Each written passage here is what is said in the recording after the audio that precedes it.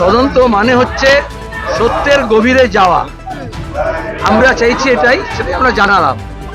হচ্ছে ওরা বললেন যা প্রমাণ আমাদের কাছে আসছে সেইটাকেই আমরা বিশ্লেষণ করে আমরা ওখানে রাখছি।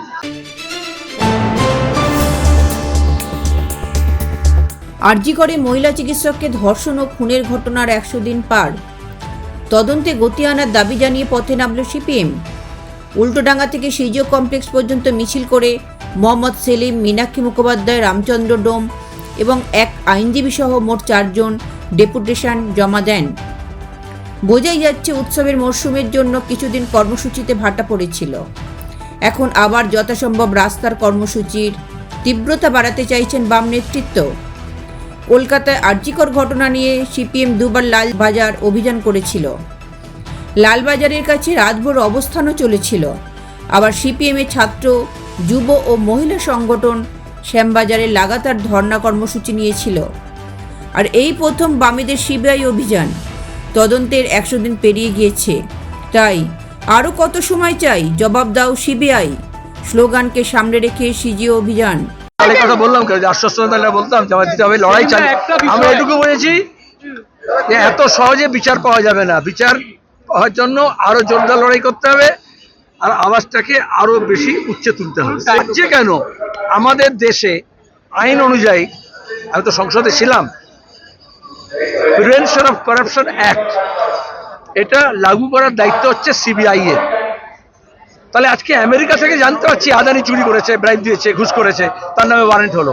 আমাদের এখানকার দেশের মিডিয়া, দেশের সেবি, দেশের কোর্ট, দেশের সিবিআই, দেশের সরকার, দেশের পুলিশ কোন রাজ্যের কেন বলতে পারলো না?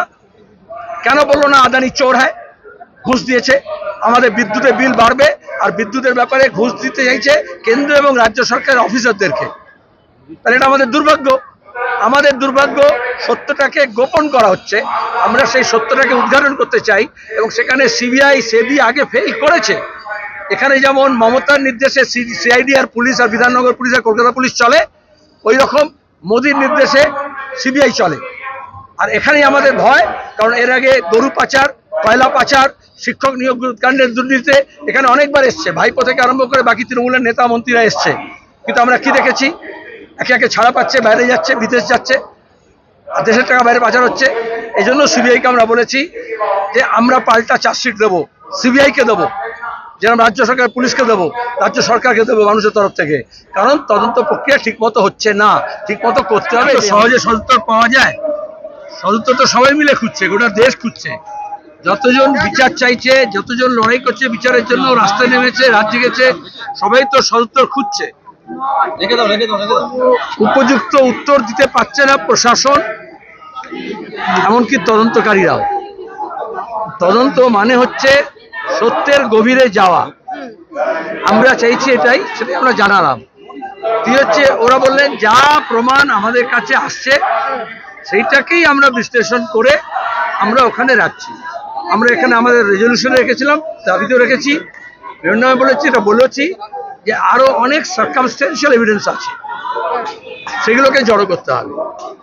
2, কলকাতা পুলিশ, রাজ্য প্রশাসন, স্বাস্থ্য দপ্তর, স্বাস্থ্য বিভাগ, তাদের উপরে মানুষের ভরসা উঠে গেছে। এবার সিবিআইয়ের উপরে মানুষ ভরসা করবে কি করবে না সেটা এদের দায়িত্ব। একটা সুযোগ এসছে টু রিডিম দেয়ার প্রেস্টিজ। এবার তাদেরকে ঠিক করতে হবে সিবিআই তার প্রেস্টিজটাকে রিডিম করবে কি না, কারণ তাদের রেকর্ড ভালো নয়। এই জন্য আমরা কখনো সিবিআই তদন্ত চাই না। পরিবার চাইলে আমরা বলেছি কোনো অসুবিধা নেই, হাইকোর্ট দিয়েছে। এই জন্য সুপ্রিম কোর্টের আগে যখন টেনেছে নিজের কাছে, সেটা আমরা পছন্দ করিনি।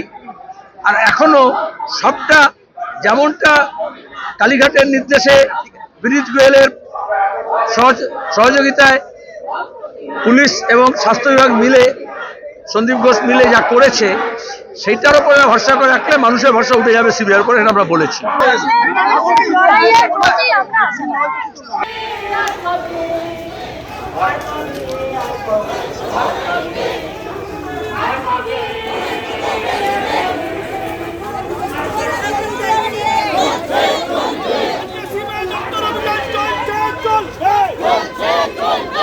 ব্যুরো রিপোর্ট, লটারি সংবাদ।